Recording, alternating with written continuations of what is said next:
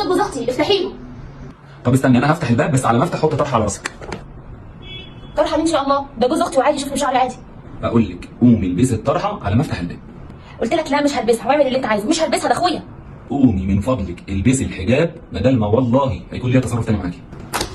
يوه مش هلبس يا ماما. في ايه منك ليها؟ صوتكم جايب لاخر الشارع، في ايه؟ يا ماما عايزني اقوم البس الطرحه علشان جوز اختي داخل، وبقول له جوز اختي دوت زي اخويا وهو اللي مربيني اصلا. في ايه يا ابني؟ طرحه ايه اللي تلبسها؟ ده جوز اختها يا حبيبي. ما هو علشان جوز اختها يا امي لازم تلبس الحجاب الشرعي قدامه، لان جوز اختها مش اخوها ولا محرم ليها. ازاي يا ابني مش اخوها ومش محرم ليها؟ ده محرم يا ابني عليها تحريم ابدي. لا يا امي، زوج الاخت مش محرم عليها تحريم ابدي، ده تحريم مؤقت، ومجرد ان هو يطلق اختها يحل ليه ان هو يتجوزها. لا اله الا الله، ربنا علمنا ديننا يا ابني ما كنتش اعرف. قومي يا بنت البسي طرحه. طب يا حبيبي ربنا يخليك لينا، عايزاك بقى تطلع لمرات اخوك وتشوفها عايزه ايه قبل ما اخوك ما يجي. لا يا امي ما ينفعش اطلع عند مرات اخويا فوق واخويا مش موجود، ممكن حد فيكم يطلع يشوفها محتاجه ايه وانا اجيب لها اللي هي عايزاه.